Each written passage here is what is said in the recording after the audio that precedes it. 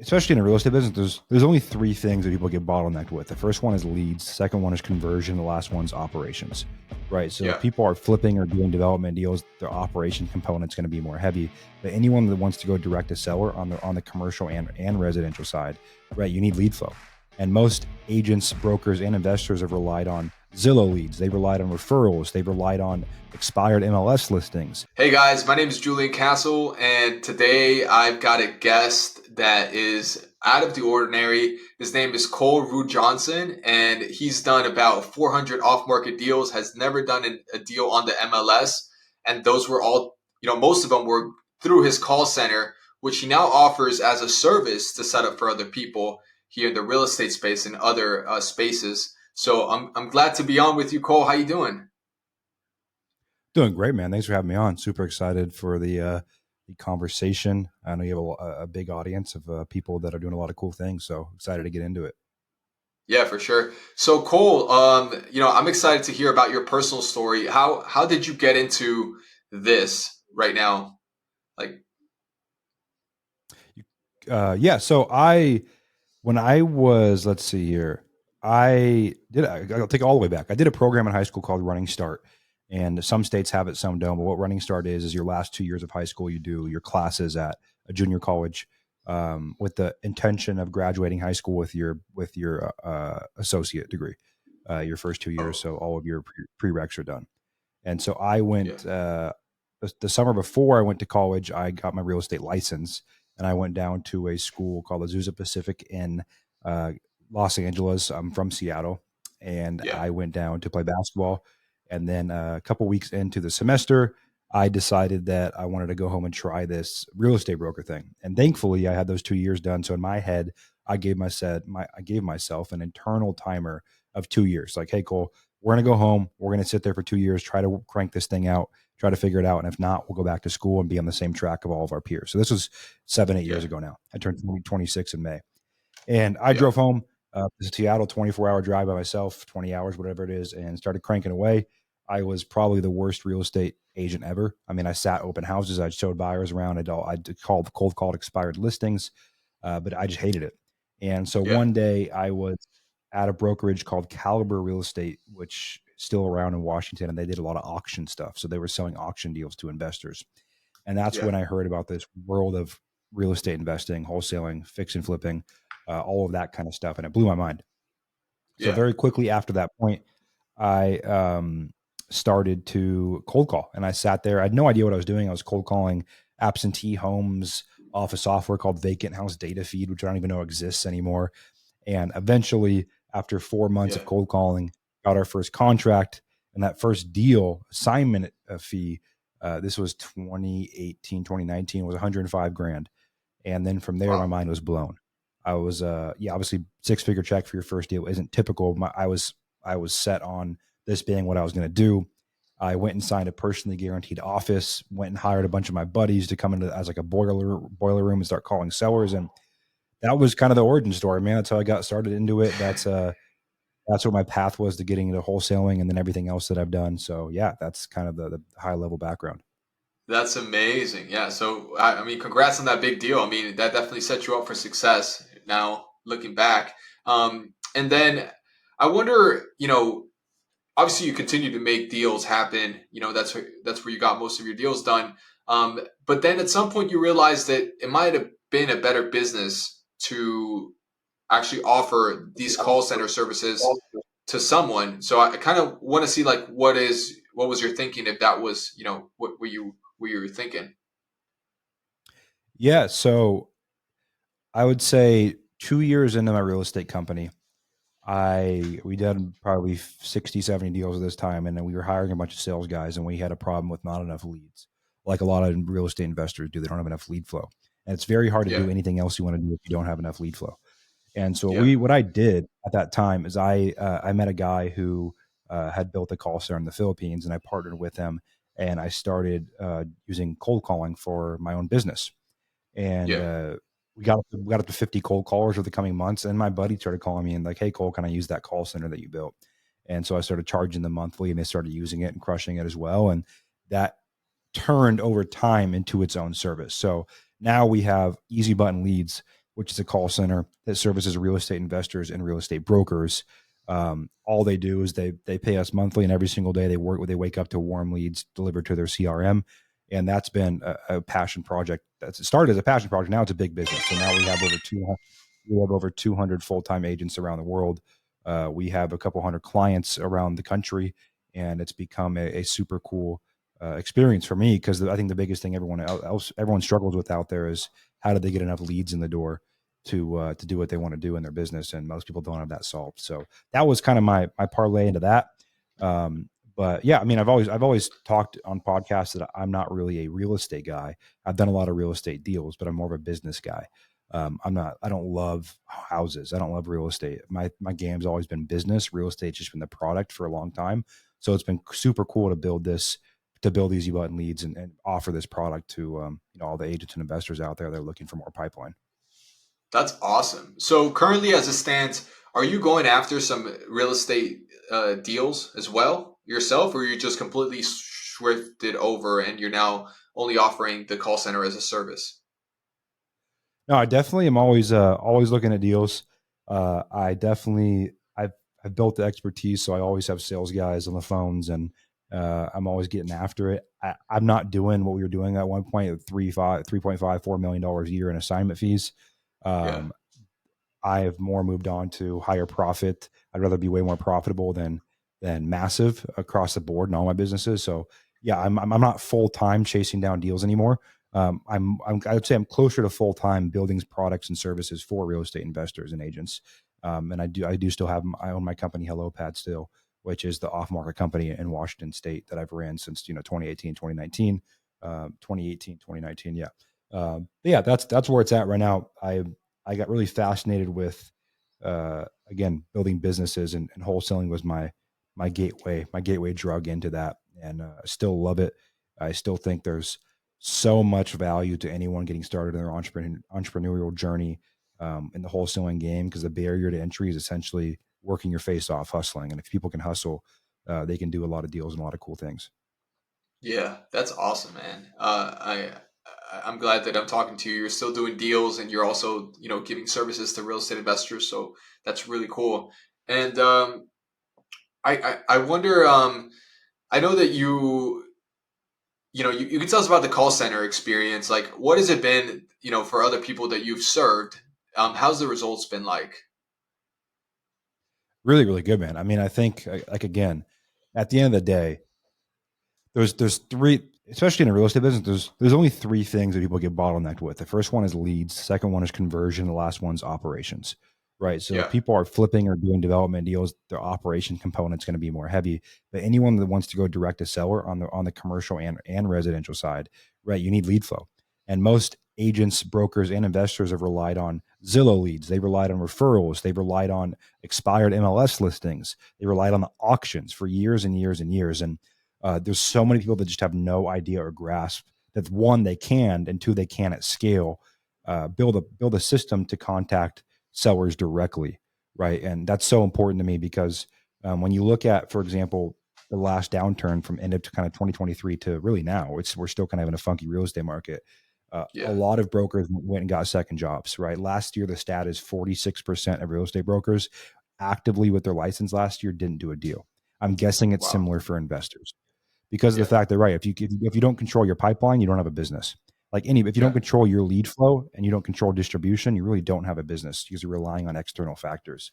And so it's been incredibly successful because now, an investor and a broker can come to us, whether it's commercial, residential, whatever, and they can say, "Hey, Cole, like I have a business. I know how to run a business, but I don't have a front end. I don't have a top of funnel. We don't have consistent lead flow. We don't have the systems. We don't have the right processes. We don't have the right operations. And we come in at Easy Button Leads and we rebuild the front end of that business. So we make sure they have the training on lead intake, on sales. They go through a 4-week intensive training, and they also get, again, the ultimate product is the daily lead flow. So they wake up every single day to leads, and that's a big mind shift for people because they're so reliant on referrals and Zillow leads and auctions that it kind of shakes them up a little bit to start waking up and having 2, 3, 4, 5, 6, 7, 10 leads a day. It's much easier to build a business at that point. Yeah. So let me ask you this. the partnership that you had with the guy that was doing the Philippine call center, how important was that for you so that you can set up yourself now to have this call center service? It sounds like it was a big move. Yeah, it was incredibly important. I mean, it was my first. I guess it was my first eye-opening experience in kind of the product side of real estate and what people need. For me, it was life-changing for my company too, because again, 300-ish of the 400 deals we've done have been from cold calling, and Yeah, reaching out and initiating conversations that way. So for me, it changed my business forever, changed my life forever. And we no longer operate in the Philippines. We we moved on from there a long, long time ago. But that was the eye-opening moment for me of holy crap, this is really, really cool. I can one create as many leads as I want to for my real estate business, but also there's other people out here that need this and they need lead flow. So yeah, I think that, and that's really what business is, man. I think people scale much quicker than anything else. So I'm always looking at who, not how. Who can I bring into? Who can I find to help me accelerate what we want to do more so than how can I do it myself? And that was my first experience with that on the cold call side of instead of me having to go out and fly to the Philippines to do all this stuff. I found the who that was already yeah. down there doing it and was able to form a partnership. That's amazing for sure. So it sounds like you guys moved on from the Philippines, maybe to like better English speaking countries. Um, how much has it been,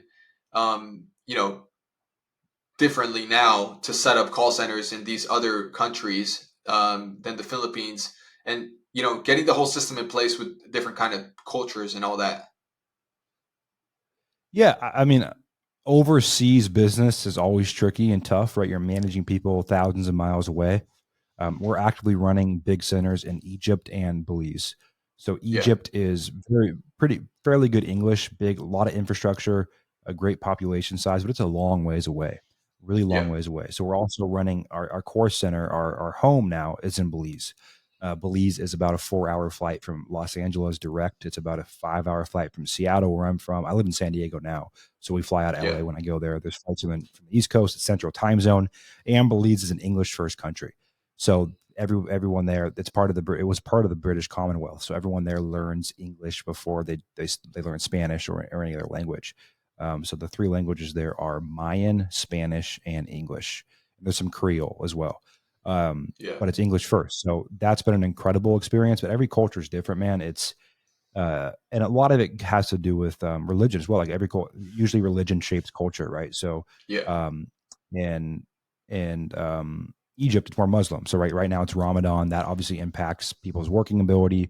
And Belize, it's Catholic. So you just get a yeah. different holidays, different everything. But ultimately, the core tenets of working with overseas talent, and which I'm a big advocate for, even beyond cold calling. If you guys are listening to this and you're bottlenecked in your business, go hire your first virtual assistant to handle your admin tasks, and start working with it. It'll change your life forever. But yeah, I mean, our I think the ultimate thing you can do if you're a $1 to $3 million business or below is start using overseas talent to fill roles in your company, because that'll help you get to that $1 million, $2 million, $3 million range profitably. Because I've been there, but when you grow, at one point in my company got to 2 million, $2.5 million in my real estate company, and we weren't profitable. I had to rebuild it. And a lot of people are in that same situation where they're doing deals. They're doing deals to keep the lights on. They're chasing that next check. They're on that hamster wheel. But they're just not profitable. And I'd urge everyone to look at bottom line instead of top line. Like top line in real estate does not matter. Why? Well, because you're not building a sellable business. A flipping company, wholesale company, development company is not sellable most of the time. A brokerage can be. So you really want to be profitable. And a lot of investors make that mistake. Like I want to run because of ego, I want to run the biggest shop out there, and Yeah. they do it, but they realize they're not making any money, and it's a lot of brain damage. So I think overseas talent's one of the ways you can supplement that. And to take it back to your question, it's not as challenging as people think to find, train, manage, and work with these people around the world because there's a lot of them. There's a lot of people who have been trained by really, really good companies locally or internationally that want to work from home, work remote, and work for companies that are doing cool things. That's amazing. So let me just get it clear. So you were saying that you were doing these high numbers, $1 million a year plus in wholesaling fees, and you weren't profitable yourself, right? And this is something that other investors also struggle with. They have high revenue, but they don't keep a lot of profit. And so you're saying that the solution to increase your profitability is to hire people overseas so that you can lower your cost of of services, your your Yep. expenses, so that you can make more money. Is that right? Yeah. Yeah. I mean, to me, scale means more profit. And I've had to learn that the hard way over my career. But I would say if you're running $1 million company, just for ease of example, and you are running on a 10, 12, 15% margin. So you're making 100 to 120, 150 a K a year from your company, but it's $1 million. One of the Yeah, biggest levers you can pull is outsourcing a lot of your labor overseas, right? You can have an overseas bookkeeper. You can have an overseas admin assistant. You can have an overseas. The two positions I do not recommend people put overseas are revenue generating positions. So sales, dispositions, operations of your deals. Everything else can be overseas. Cold calling to me isn't revenue generating. It's marketing and lead flow, which it's great overseas, but I would not put revenue generating positions overseas like sales. You can find great salespeople overseas. I just have never had an amazing experience doing that because I want to really have a tight knit sales team. So, um, yeah, I think when I look at again, scaling a business is profit to me. But when I look at the best way right now for most small real estate investors, commercial or residential, to grow their bottom line, as in their profit, it would be overseas talent as well as automating, systemizing, and deleting anything they can operationally. There's a lot of stuff you can automate. Most investors are not using the right CRM. They're not understanding process automation, not systemizing their business. They have no understanding of SOPs, and most just don't have any idea how to run a business, right? And that's one thing that's been very blatantly clear to me over the past couple of months is most some of the biggest investors that I know. I went into I consulted for a company that did a $200 million in revenue in the real estate space out of San yeah, Francisco, and they didn't even have an organized CRM. Like they had no idea, but somehow they were still successful. So I think there's a lot of leverage there that investors can get back. absolutely. Yeah, that sounds like a really great thing to do. So, can you give us a little bit of the insider knowledge that you have accrued? In terms of how to set up a call center, just to see how it would be if someone, the process would be if someone were to decide to do a call center or with you or by themselves. Yeah, I mean, I think uh, there's two ways, right? If for people listening to this that are in real estate, there's two ways to do the cold calling side of your business. There's three ways. One, you cold call yourself, which to me Yeah. is pretty low leverage because you can hire that out. Um, the second one is to build your own cold calling team. I actually put a thread on Twitter out yesterday about how to build your own cold calling team if you want to try that. My biggest rift with that is for most people, that's going to distract them from the most important thing, which is closing real estate deals. So for most people out there, the value that they're going to get from either hiring a call center, what that brings for them ultimately at the end of the day is they can focus all their time on what matters. So that's what we really do at Easy Button Leads. We built the product so people can focus on what actually makes the money, because managing a cold call team is not going to make you money inside of your business. So those are ultimately the three options. And if you want cold calling to be one of the channels, which I recommend, I think before people go spend money on pay per click and mail and all this kind of stuff, they should have an outbound marketing channel that's consistent, because that keeps leads coming in, keeps a team happy, keeps sales teams pipelines full. So I think most people should be doing some form of cold calling themselves, their own team, or hired it out. The only risk to me is doing it yourself is low leverage, and managing your own cold call team while you're trying to run your business and do deals is also low leverage, because you're not spending your time growing your internal team and you're not spending your time closing deals. That's really what our solution's built on, is helping people who need that top of funnel but don't have the time, or honestly they shouldn't be, running their own team of callers. That's a great point. So when you look at the returns that people get from Facebook ads or pay per click or anything else, how does having a call center that is being managed by you give them a return on investment, for their money? Like, I guess, what's the investment, and how much leads do they get and potential revenue? Yeah. Yeah. So I'll break down all the math for you. In my opinion, every 10 leads a day a real estate company gets, they should do $80,000 a month in revenue. So if someone gets 10 leads a day for a month straight, and they do that for a quarter, so a 3 month period, in that quarter, they are going to, because the sales cycle is really 90 to 180 days in real estate. So let's take it on a quarter by quarter basis. If you get 10 leads a day for a quarter straight, that's 26 days a month. So 2652 puts you at 78. So 78 times 10, that's 780 leads in a quarter. And just for quick math here, okay, you should be doing about one deal in every 60 to 75 leads, depending on where you are in the country. So what that Yeah. means is on 760 leads in a quarter, you should be doing 12, 13 deals in that quarter. Okay, 11, 12, 13 deals in that quarter. The average deal size right now for us is $33,000. Let's say it's 20 for people around the country.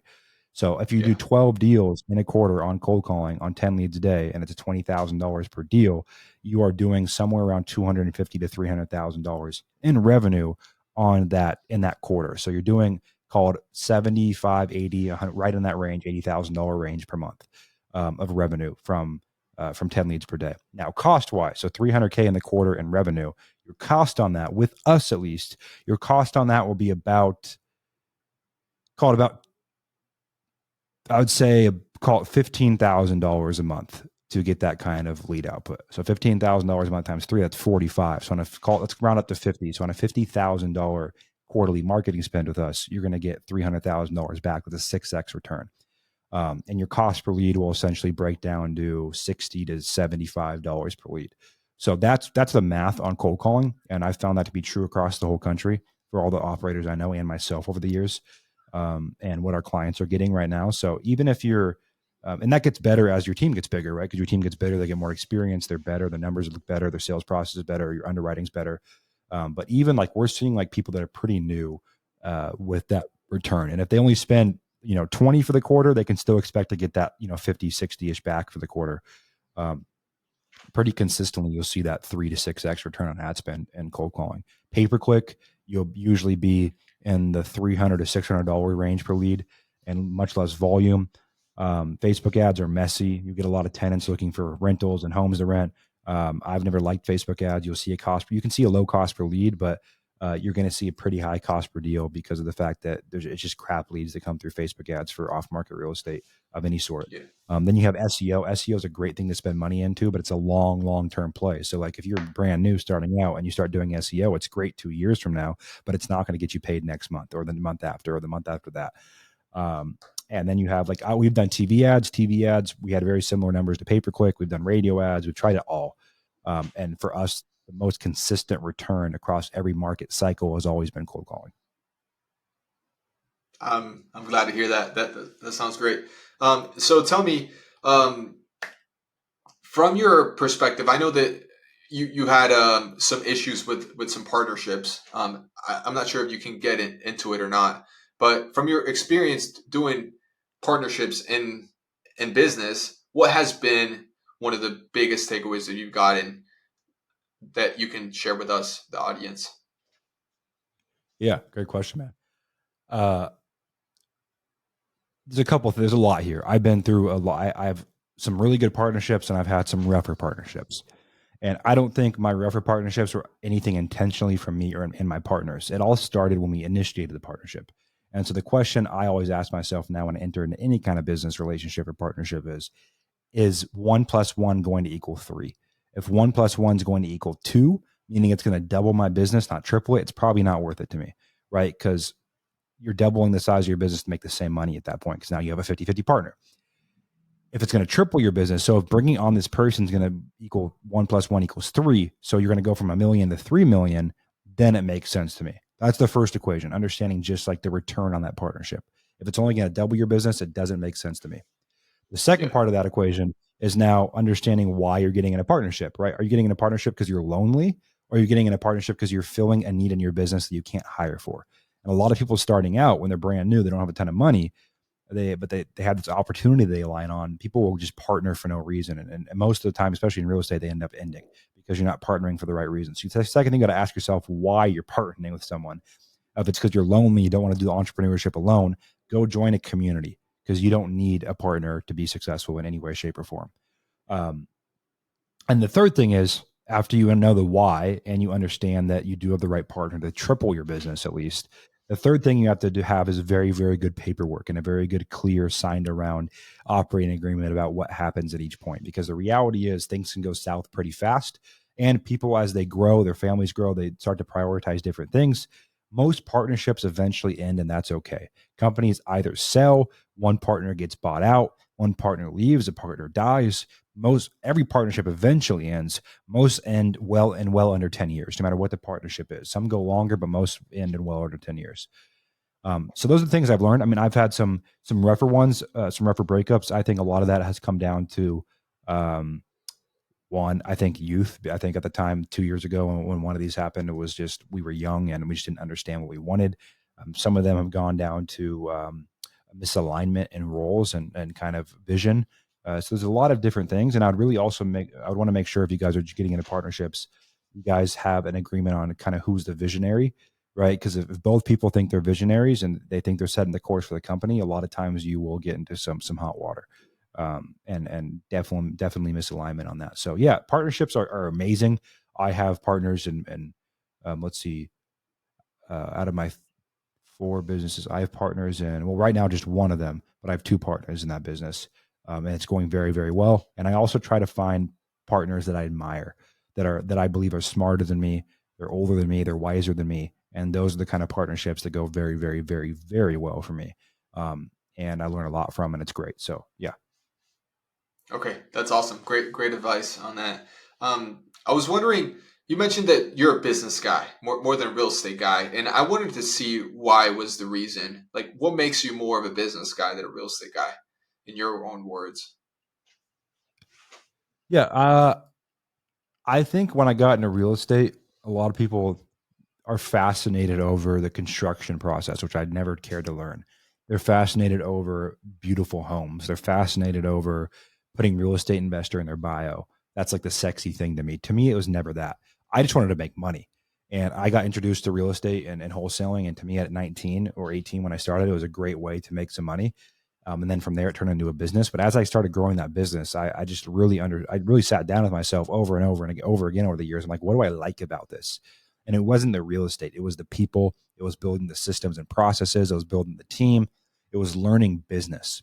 And I don't hate real estate, but it's not what lights me up. I don't get up excited to go do real estate.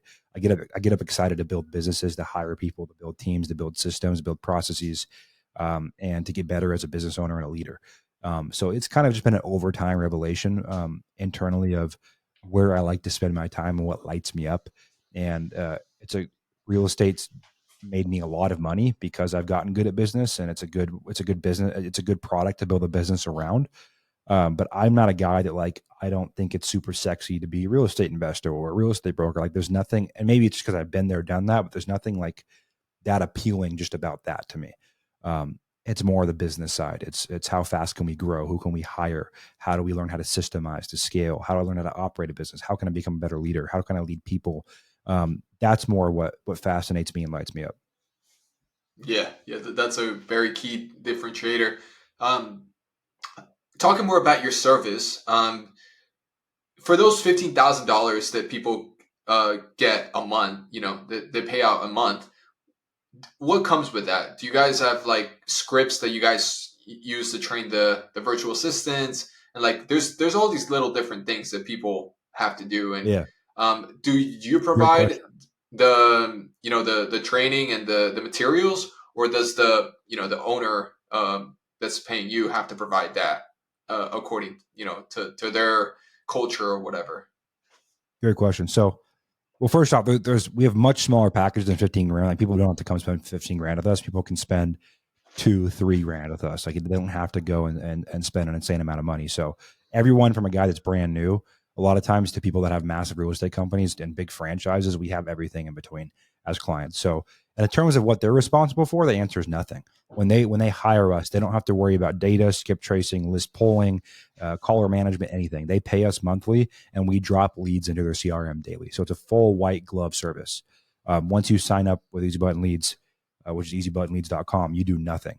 You get put in a Slack channel. We do ask that you show up to the training. So we do train you and your team over 8 calls for the first 4 weeks. Then you have a private assigned coach that coaches you on growing your business and executing on these leads. But besides that, you don't do. There's nothing that we require of you as a client. We it's fully white glove. So you show up, you sign up. Um, Again, there's much smaller packages than 15 grand. It depends on what kind of lead volume you want, and you start having leads show up in your CRM a week later after you have your call. So, yeah, I mean, I think at the end of the day, we've tried to design a product for people that, again, allows them to focus on what makes them money. And in real estate, that's talking to as many sellers as you freaking possibly can. It's not tinkering with CRMs and softwares and lists and AI and all this kind of crap that's out there.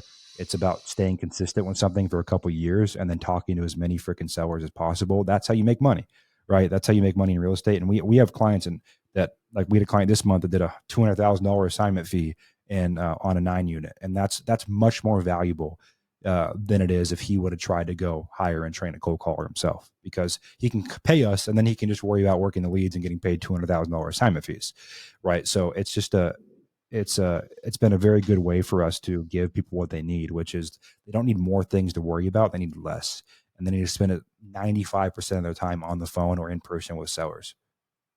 Yeah. Yeah. So let's talk about the avatar. Let's say that you're working with a one man show, for example, and this person wants to work with you and wants to, do the duties that would require him as a one man show with your service. What kind of things would he do on a daily basis, and what kind of investment would he have to make as a one man show to see returns with you? Yeah, I mean, I'd say our minimum package is about three grand a month, and that will get you a couple leads a day and everything else I mentioned, the coach, the training, all that kind of stuff. Um, and he'd get a couple leads a day, and then what we see people be successful with is just understanding how to work a pipeline. Like there's three areas where real estate investors really and brokers really screw up. Their first one is volume. They just do not understand the volume that it takes of leads and of contacts to do deals. A lot of investors who sign up with us, or brokers, because we service brokers and investors, brokers for listing leads, investors for off market, and some of them do both. But they just don't understand the volume. So they want to sign up and they want to call these people back once a week. It doesn't work. And so that's why you put people through training, because the first thing you have to understand is you need to be touching these people 6 times for the first 6 days after you get a lead in the door. So volume is the first piece. Second piece is underwriting. Okay, people think that they need to spend hours and hours and hours underwriting each property. The training that we put you through, we teach you how to underwrite in 2 to 3 minutes. So you come out of the training after you become a client with the ability. The goal is you can underwrite live on the phone in 2 to 3 minutes while you're talking to someone, so you're not wasting hours and hours and hours of underwriting. And that scares a lot of people away. But especially if you're new, first thing you got to understand is volume. The second is underwriting. We cover those first two things for you. The third one is sales cycle. That's where a lot of people screw themselves up. It's because they start cold calling, or they start pay per click, or they start mail, and a month later they go, "Man, this isn't working. I'm not getting any deals." And there's usually two issues. Number one issue is they're qualifying based on price, not motivation. Qualifying based on price in real estate is a terrible way to go about your business. Why? Well, because you're dealing with pretty much a third grader. These people are 60 to 75 years old. They've maybe sold 2 to 3 homes in their life. No one they know have sold off market, right? You look at Redfin stats again, 1 in 8 homes last year sold off market, about 500,000 homes sold off market versus the three, I think last year was a down year, but 3.7 or 4 million that sold on market. So they're not educated on what you do. So the first thing is how you take in a lead. You should never be taking in leads based on price. It should always be on motivation, rapport, and how you can solve their problems. Most of our deals that we do, we're solving issues. We're not just trying to get a check. We're helping them find a place to live. We're helping them with moving companies. We're building a relationship and rapport. And the goal should be to get them into your CRM and then to work them for 90 to 180 days. That's the average range from a lead to a contract, is 90 to 180 days after a lead comes in. You will have a contract signed. Not even revenue yet. That's a contract sign. And most people cannot grasp that because they come from being a broker or they come from a different industry, and it's a much quicker sales cycle. But we walk people through all three of these steps. If you have leads in the door, which check we cover, and then you understand volume of follow up, check, we help you cover that. And then you understand underwriting, check, we help you cover that. And then you can get your head around the sales cycle. Those are the people, as long as they will work their face off, they can become millionaires in 2, 3, 4, 5 years with real estate. Because there's plenty of deals off market. There's plenty of people that want to partner with you. There's plenty of opportunity. You just have to focus and execute on the fundamentals, on the basics, and then have leads, and you can do more deals than you can imagine. Yeah, that's an amazing high level perspective from your experience level. And I noticed that you also do some commercial real estate leads for people. What kind of is, that with you? How's that with you? Yeah, I mean, so what we do on the commercial real estate side is we help. Again, I found commercial real estate investors to be even worse than residential on going direct to seller. So our commercial program is it's off market operators, what it's called, and commercial investors come to us. We build them a whole front end of their business. So again, we help them find cold callers for commercial. We set up all their systems, their CRM, their processes, their SOPs, their team. We place virtual admin assistants for them to help them get time back to work with sellers. We train them on our whole process, and they leave that with a very good understanding of finding off market commercial deals. Because it was wild to me when I started really understanding the commercial space and lead gen on the commercial side. That avatar is even worse at understanding how to run a business and how to get direct to seller leads for some reason. But there's so much off market opportunity in the commercial real estate space, and so much more than there are people marketing to them. There's a lot of mom and pop owners out there, even bigger owners, that they will take a big pay cut, or they will happily sell off market because of the fact that one, they don't know what they have. Two, when you do tell them what they have, they don't know what to do with it. And three, even if they know what to do with it, they don't want to put in the effort to package that up and go sell it. So a lot of opportunity there too. And I've been fascinated over the last 2 years. I've been helping commercial investors with the lack of understanding of direct to seller marketing, business building, and that's what we solve. That is beautiful. Love to hear it. There's a lot of people that only work the residential side, and I've seen the real wealth is made in the commercial side when it comes to value add properties. Yep. So, when it comes to moving forward, let's say, what do you see yourself doing 20 years from now? Like, what what's do you have some kind of like vision or horizon that you want to see yourself, fit Yeah. I into? mean, to answer your question short, like my life right now looks a lot like I would want it to 20 years from now. Um, I think I have business goals. I have financial goals. In the next 3 to 5 years, I want to sell one of my businesses for a big exit, and I think we're on pace for that. In the next 3 to 5 years, I want to continue to grow my brand, and the main part of that is because it makes hiring very easy. It makes attracting talent very easy, which I think content's one of the biggest leverage pieces you can get. But in terms of my life, man, I live in San Diego. We're on the boat all the time. I'm golfing year round. I I love a family all nearby. Um, I want to have some kids, but like ultimately, my life wouldn't change that dramatically with an insane amount more money. It's more so. Uh, I mean, I live where I want to live. So yeah, I mean, in that sense, I travel like I want to travel. It's more just about kind of uh, business wins that I'm aiming for. But the reality is, I think where a lot of people mess up is the fun of business. And I've talked to a lot of guys that have sold businesses. And the fun of the business isn't when you sell the business; it's building the business and the people and the team, and it's the journey more than anything. And I think for me, that's I always want to be playing the game. That's my main goal is I can play this game. The cool thing about business, you can play the game till you're 85, 90, right? No one can force you to quit. So that's my goal is to keep playing the game at the highest level I can possibly play and find out what my potential is. But in terms of like my day to day life, it looks it's going to look very similar to what it does right now, just with the addition of a few kids. That's amazing, beautiful outlook you have there.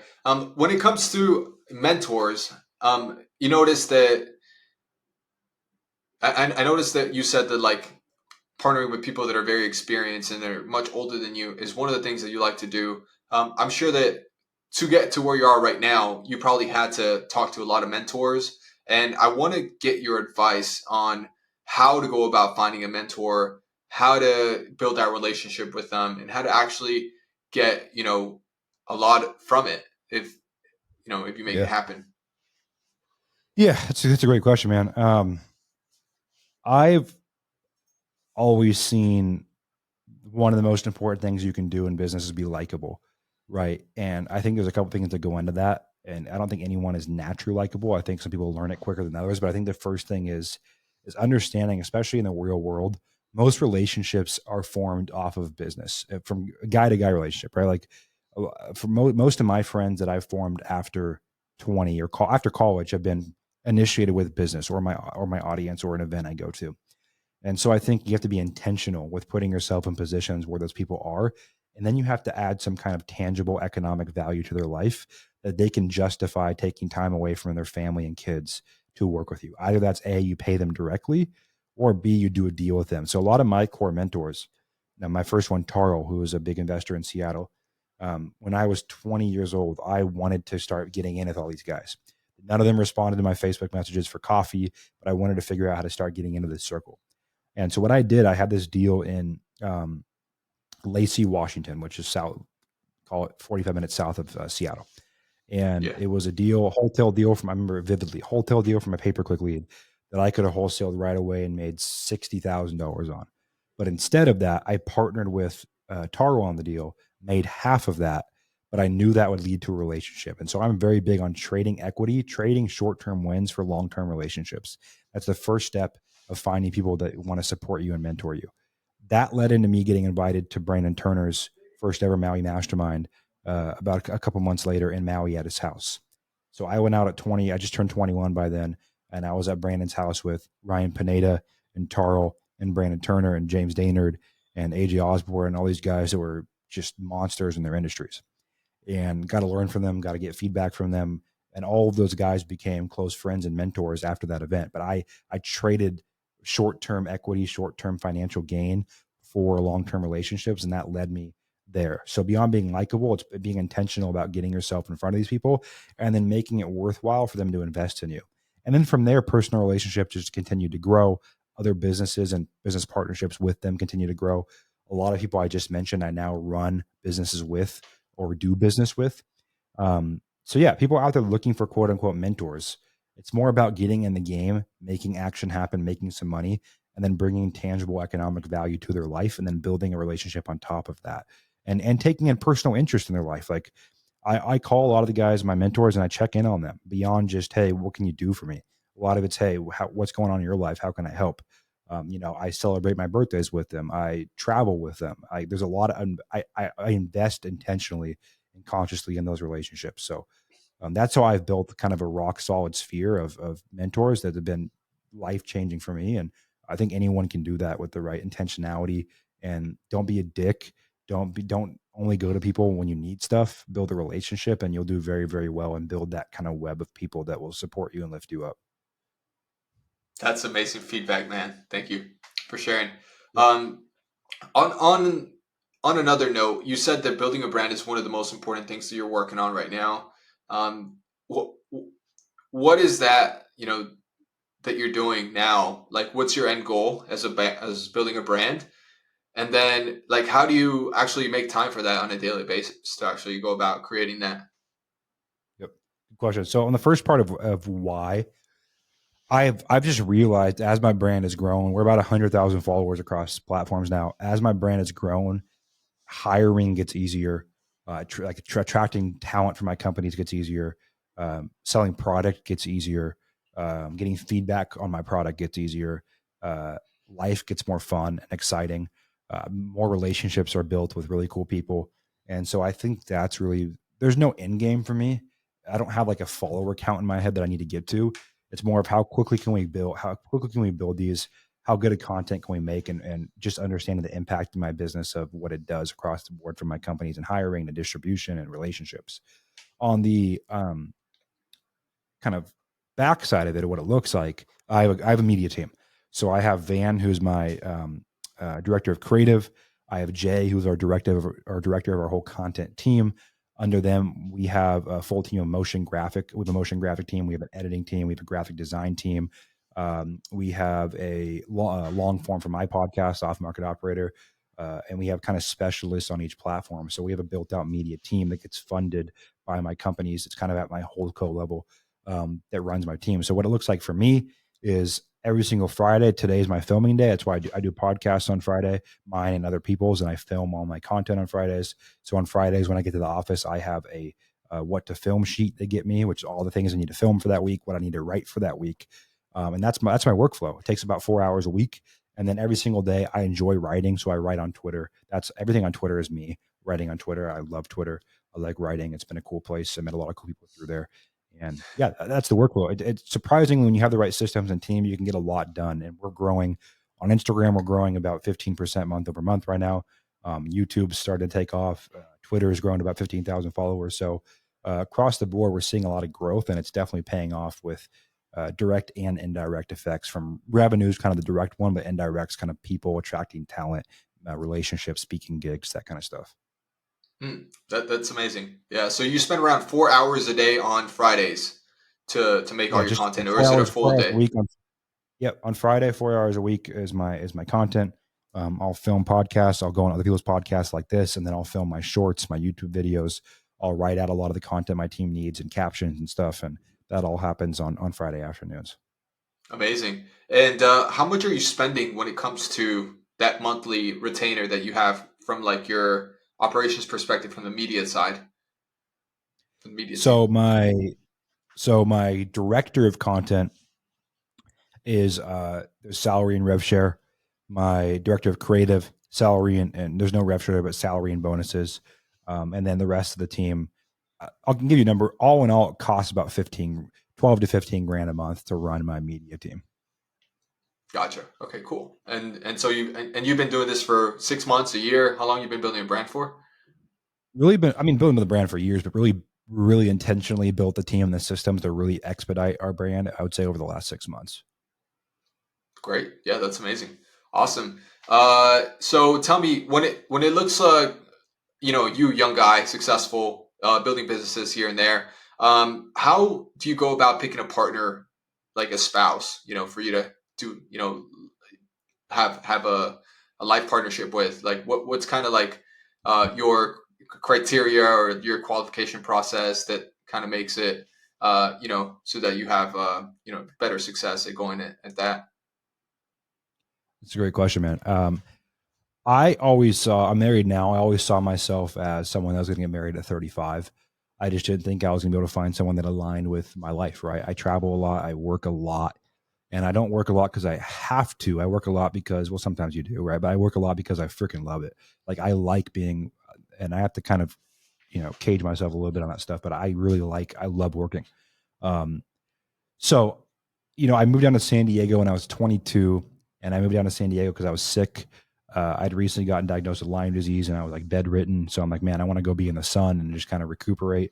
And so I moved down Yeah. here with a buddy of mine, and I wasn't even really seeking it out at that time. But I met my wife down in Pacific Beach in San Diego through a friend, and yeah, I think ultimately, and one of my mentors and business partners told me this early on when I was 21, 22, is like if you do get married early, make sure it's to a girl who has parents that have run businesses because she'll understand your life. And Kate, my wife, her dad was a tycoon in the financial world. He is in the Financial Worldwide Hall of Fame with 50 other people in history, and so she understood my life, what my goals are, what that takes, and it's been an amazing. But yeah, it's hard, dude. I mean, I think one, you have to be very intentional about the partner you're looking to find, and I don't think a lot of people are, and I think I was definitely intentional because, and I'll give you an example of like I was so intentional in the sense of once it checks all my boxes, which 4 months in it did, we got engaged. Like I was going to wait 2 or 3 years because I was like box number one check, box number two check, box number three check, all the way through, and I was like, okay, it's time to get engaged. Like let's move on to this because this is clearly the person for what I'm looking for, and she felt the same way. So we were married about 16 months after we met, and May um, this coming May. So in 2 months will be our 2 year anniversary. But yeah, it's a hard thing, but I think every single person listening to this you can find that person, especially young. It's just you have to be very intentional about it. Yeah, yeah. So digging deep a little bit more into it. So obviously having the girl that has parents that are in business. What other things that you look for that you know that were clear indicators that she was the one? Yeah, I think at the end of the day,